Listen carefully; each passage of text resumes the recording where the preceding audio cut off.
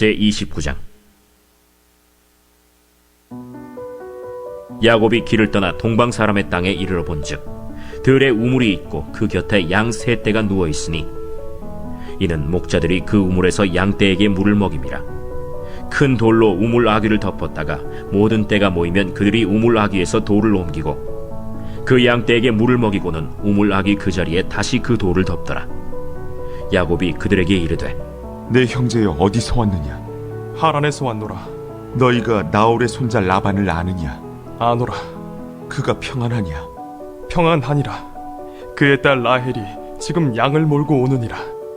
해가 아직 높은즉 가축 모일 때가 아니니 양에게 물을 먹이고 가서 풀을 뜯게 하라. 우리가 그리하지 못하겠노라. 때가 다 모이고 목자들이 우물 아귀에서 돌을 옮겨야 우리가 양에게 물을 먹이느니라. 야곱이 그들과 말하는 동안에 라헬이 그의 아버지의 양과 함께 오니 그가 그의 양들을 치고 있었기 때문이더라. 야곱이 그의 외삼촌 라반의 딸 라헬과 그의 외삼촌의 양을 보고 나아가 우물 아귀에서 돌을 옮기고 외삼촌 라반의 양떼에게 물을 먹이고 그가 라헬에게 입맞추고 소리내어 울며 그에게 자기가 그의 아버지의 생질이요 리브가의 아들됨을 말하였더니 라헬이 달려가서 그 아버지에게 알림해 라반이 그의 생질 야곱의 소식을 듣고 달려와서 그를 영접하여 안고 입맞추며 자기 집으로 인도하여 드리니 야곱이 자기의 모든 일을 라반에게 말하매 라반이 이르되 너는 참으로 내 혈육이로다. 야곱이 한 달을 그와 함께 거주하더니 라반이 야곱에게 이르되 내가 비록 내 생질이나 어찌 그저 내 일을 하겠느냐. 내 품삯을 어떻게 할지 내게 말하라. 라반에게 두 딸이 있으니 언니의 이름은 레아요 아우의 이름은 라헬이라. 레아는 시력이 약하고 라헬은 곱고 아리따우니 야곱이 라헬을 더 사랑함으로 대답하되 내가 외삼촌의 작은 딸 라헬을 위하여 외삼촌에게 7년을 섬기리이다. 그를 내게 주는 것이 타인에게 주는 것보다 나으니 나와 함께 있으라. 야곱이 라헬을 위하여 7년 동안 라반을 섬겼으나 그를 사랑하는 까닭에 7년을 며칠같이 여겼더라. 야곱이 라반에게 이르되 내 기한이 찼으니 내 아내를 내게 주소서. 내가 그에게 들어가겠나이다. 라반이 그곳 사람을 다 모아 잔치하고 저녁에 그의 딸 레아를 야곱에게로 데려가매 야곱이 그에게로 들어가니라. 라반이 또 그의 여종 실바를 그의 딸 레아에게 시녀로 주었더라. 야곱이 아침에 보니 레아라. 라반에게 이르되 외삼촌이 어찌하여 내게 이같이 행하십나이까? 내가 라헬을 위하여 외삼촌을 섬기지 아니하였나이까? 외삼촌이 나를 속이심은 어찌 됨이니이까? 언니보다 아우를 먼저 주는 것은 우리 지방에서 하지 아니하는 바이라. 이를 위하여 7일을 채우라. 우리가 그도 내게 주리니 내가 또 나를 7년 동안 섬길지니라. 야곱이 그대로 하여 그 7일을 채우매 라반이 딸 라헬도 그에게 아내로 주고 라반이 또 그의 여종 빌하를 그의 딸 라헬에게 주어 시녀가 되게 하매 야곱이 또한 라헬에게로 들어갔고 그가 레아보다 라헬을 더 사랑하여 다시 7년 동안 라반을 섬겼더라. 여호와께서 레아가 사랑받지 못함을 보시고 그의 태를 여셨으나 라헬은 자녀가 없었더라.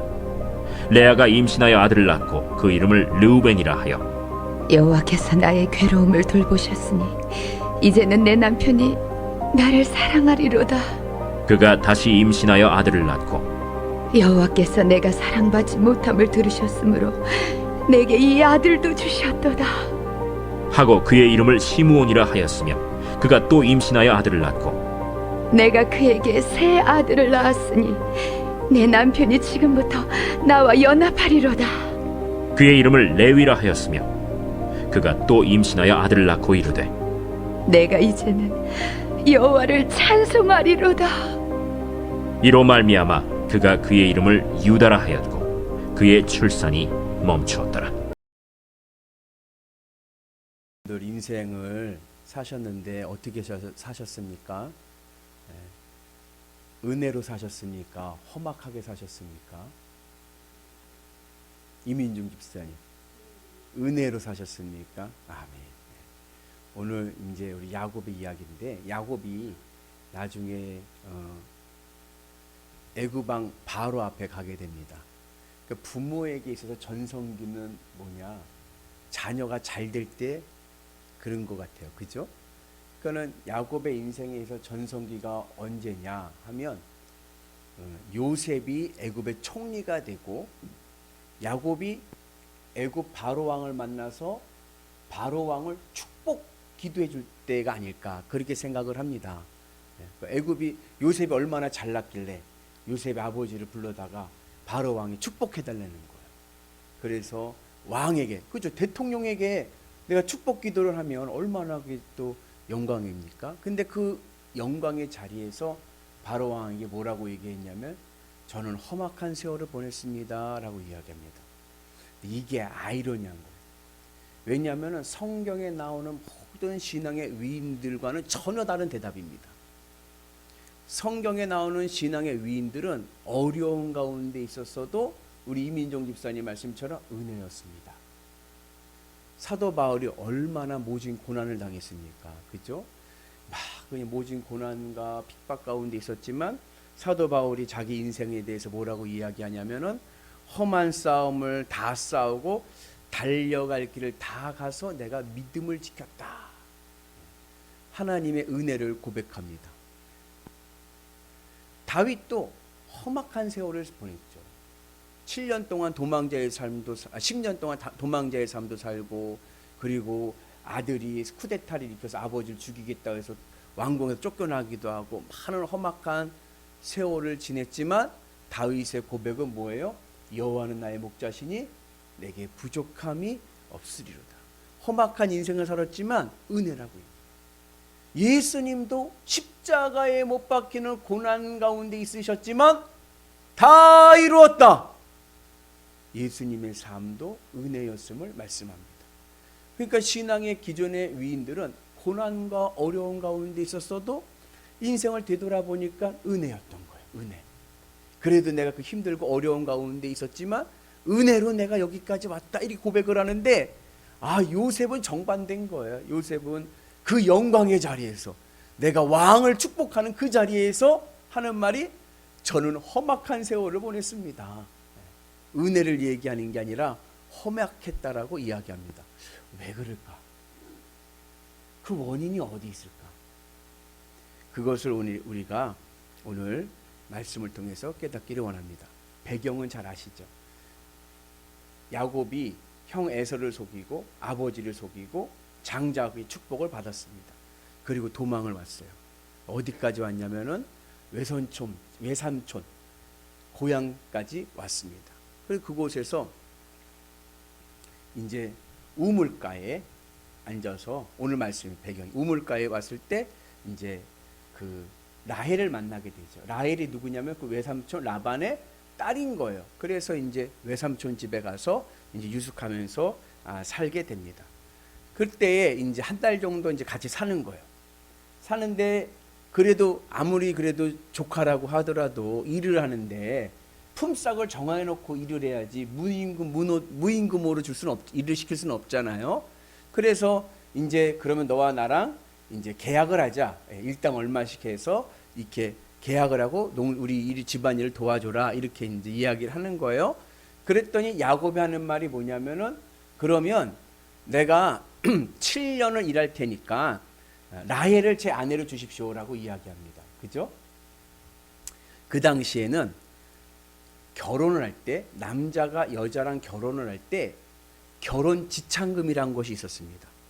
그게 뭐냐면은 남자가 여자랑 결혼할 때 여자 집에다가 결혼 지참금으로 돈을 주고 아내를 데리고 오는 거예요. 근데 그 결혼 지참금을 모은 사람은 내가 마음에 드는 처자를 데려올 때 그 돈을 주고 목돈을 주고 결혼할 수가 있지만 그러지 못한 사람들의 경우 가난한 사람들 오늘 야곱과 같이 가난해가지고 돈이 없는 사람들은 대신 가서 일을 해주는 그런 관습이 있었습니다. 그리고 일반적으로 결혼하기 위해서는 얼마 정도 그 집에 가서 일을 해줬냐면 한 7년 정도 일을 해준 거예요. 그러니까는 그게 합당한 거예요. 관습대로 관례대로. 그러니까는 야곱이 라반한테 뭐 무리한 요구를 한 것도 아니고 그 시대 때에 통용되는 상식에서 이야기를 한 거예요. 그러니까 라반도 그래 좋다. 그러면 7년 동안 우리 집에서 머슴처럼 일하고 우리 라헬하고 결혼해라. 그렇게 이제 계약을 하고 일을 한 거예요.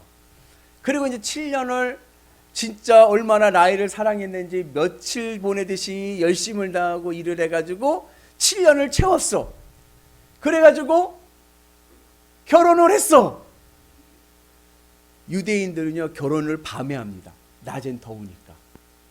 밤에 또 결혼하고 막 그러니까 또 이제 뭐 어둡고 캄캄하고 또 정신도 없고 그러니까는 그냥 잤죠. 자고 일어나서 보니까는 누구예요? 내가 사랑하는 라헬이 아니라 그 언니 레아인 거예요. 이야, 이럴 수가 있나 해가지고 야곱이 외삼촌이자 장인어른을 따라가 쫓아가서 아니 이럴 수가 있냐고, 나랑은 라헬이랑 결혼하기로 약속하고 라헬을 위해서 다 7년을 일했는데 아니 레아랑 결혼을 시키는 이런 법이 어딨냐라고 이제 막 항의를 하는 거예요. 야곱의 입장이 이해가 가죠. 그랬더니 그때 라반 하는 말이 뭐예요? 우리 지방은 전통적으로 언니보다 동생이 먼저 시집가는 법은 없다. 그래요. 우리도 그런 경우가 있어요. 예전에는 이렇게 형이나 누나나 뭐 이렇게 형제 위가 안 가면 동생도 기다리는 거예요. 그죠? 그런 식으로 그렇게 딱 얘기를 하니까는 야곱이 뭐라고 그래요? 아무 말 못해요. 왜 아무 말을 못했을까? 야곱의 컴플렉스인 거예요. 무슨 컴플렉스입니까? 야곱은요 장자권을 훔쳤어요. 언니보다 동생이 먼저 결혼할 수 없다라고 하는 이 이야기는 여자의 장자권을 얘기합니다. 순서를 얘기하는 거예요. 그러니까 그 여자의 장자권을 얘기하니까 야곱이 아무 말도 못하는 거예요. 더 이상 왜? 나의 컴플렉스니까. 그래서 아버지와 형을 속였던 야곱이 외삼촌한테 속임을 당해가지고 또 7년을 일을 해가지고 합의 14년을 일해서 레아와 라헬을 결혼을 하게 됩니다. 그러고서는 살아간 인생길을 오늘 그 나중에 야곱은 내 인생을 험악했다 이야기하는 거예요. 왜 험악했다라고 이야기했을까? 그 이유는 야곱은 늘 내가 옳다라고 생각했기 때문에 그래요. 내가 옳다. 여러분, 아주 중요한 신앙의 지혜입니다. 내가 옳다라고 생각을 하면요 인생길이 험악해집니다. 오늘 야곱이 우물가에 만났어요. 우물가에 보니까 목자들이 양을 셋대들을 놓고 있어요. 그리고 오전 예배 때 말씀드렸듯이 거기 물이 귀하니까 우물 있잖아요. 우물 위에다가 돌로 막아놓는 거예요. 왜요? 마르지 말라고, 증발하지 말라고 돌로 막아놓고 그리고 기다리고 있는 거예요. 그러니까 야곱이 딱 와서 보니까는 아니 양떼들을 셋대들을 이렇게 놓고서는 물을 안 줘. 지금 뭐 하냐고. 양떼들을 물을 먹이고 다시 풀을 먹여야 양들이 잘 자라지 않냐고. 네? 효율을 얘기하는 거예요. 지금 해가 중천인데 아직도 물 먹고도 풀을 먹이면은 충분히 먹일 수 있는 시간이 있는데 왜 여기서 이렇게 지체하고 있느냐고 이야기를 합니다. 그랬더니 목자들이 뭐라고 그래요? 우리는 그렇게 하지 않고 다른 목자들이 다 같이 모였을 때 이 우물을 열고 같이 물을 먹는다. 평등주의를 얘기하는 거예요.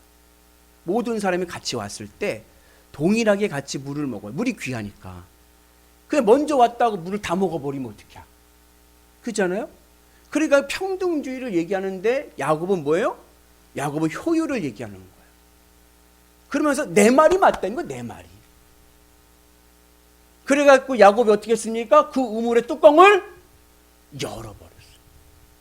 내 말이 맞는데 관습이고 법이고 뭐가 중요해? 내 주장이 맞는데. 그리고 열어버린 거예요. 이 기질이 야곱의 인생을 험악하게 만든 겁니다.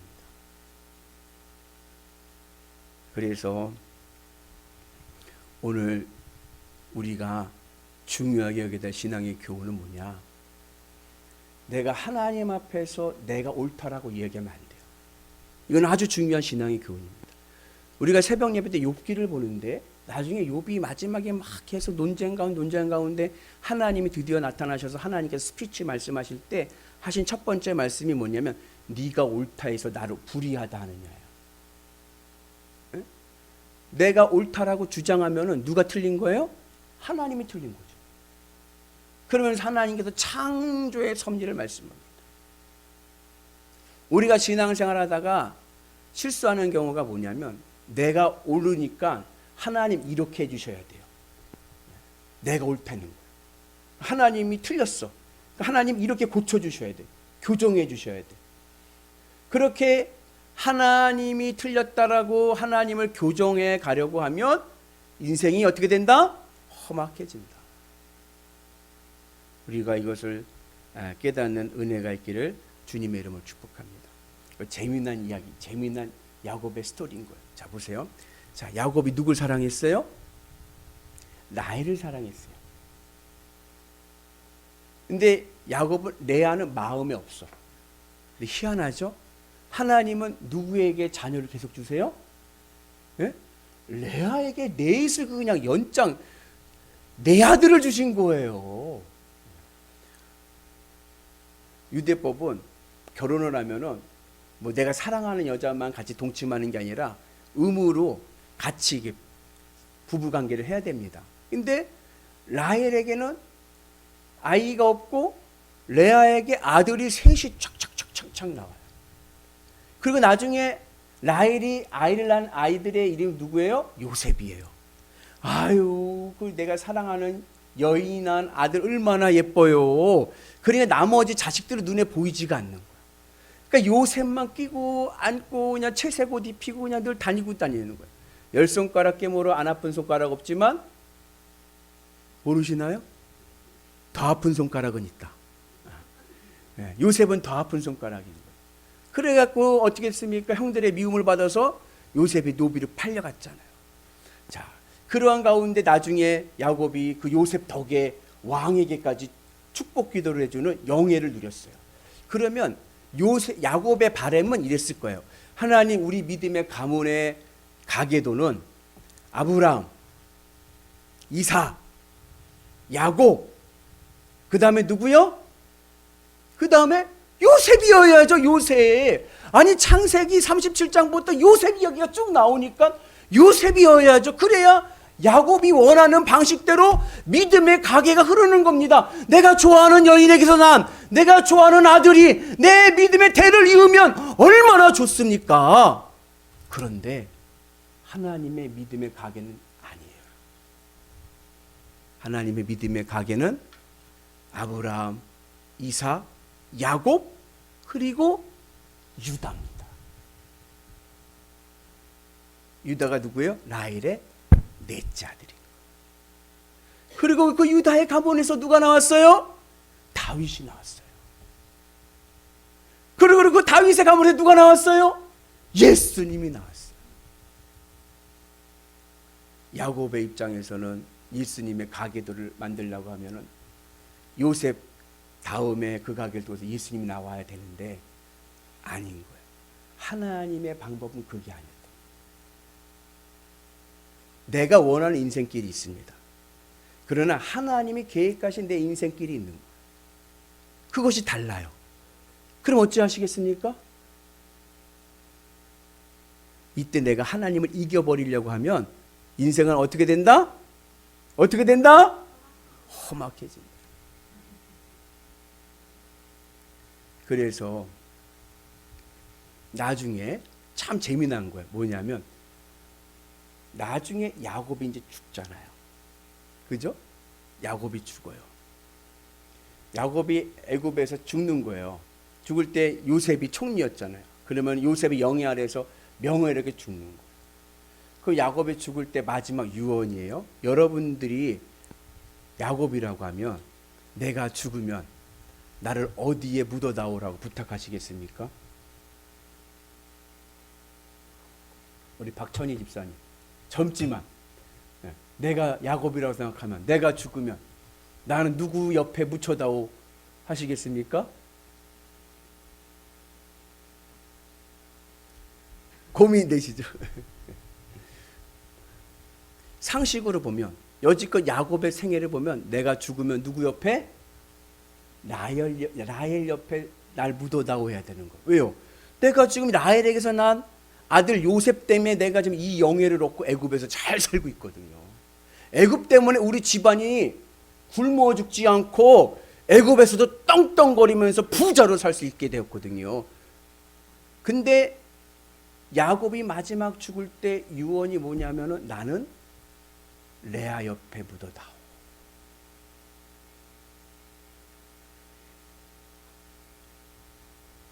야곱이 마지막에 깨달은 거죠. 내가 하나님의 섭리를 이길 수가 없고 앞으로 믿음의 가문을 야곱은 그렇게 고백을 합니다. 야곱이 생각했던 아내상이 있어요. 그건 누구? 아름다운 여자 라헬 같이. 근데 하나님이 생각했던 야곱의 아내상은 레아였던 거예요. 그래서 레아의 셋째 아들이 누굽니까? 레위. 레위 가문에서 누가 나왔죠? 이스라엘 최고의 지도자 모세가 나왔고, 레아의 넷째 아들 유다를 통해서 이스라엘 최고의 왕 다윗이 나왔습니다. 그래서 우리가 늘 주님의 은혜 안에서 신앙생활할 때 우리가 모든 삶이 은혜였습니다. 마지막 우리 천국 갈 때 고백이 은혜로 살았습니다. 이게 고백되기를 축복합니다. 아멘. 네. 그 은혜로 살 수 있다라고 고백할 수 있는 신앙의 비결은 내가 옳은 것이 아니라 주님이 옳습니다. 내 인생길 갈 때 내가 바라는 바람이 있어요. 그래서 내가 바라는 바람과 다른 방향으로 가더라도 나는 그 믿음의 길을 가야 되는 거예요. 하나님께서 합력하여 선을 이루실 그 선하신 뜻을 믿고 믿음의 길을 가게 되면 그 길이 고난과 어려움 가운데 있었어도 나중에 내 삶의 고백은 모든 것이 은혜가 될 줄로 믿습니다. 그래서 여러분들의 삶이 험악한 세월이 아니라 은혜의 삶 되기를 주님의 이름으로 축복합니다. 내가 옳은 것이 아닙니다. 주님이 옳습니다. 주님의 십자가 붙잡고 믿음의 길을 갈 때 우리의 삶이 행복한 은혜의 삶 될 줄로 믿습니다. 그 은혜가 오늘 우리 가운데 있기를 주의 이름으로 축복합니다.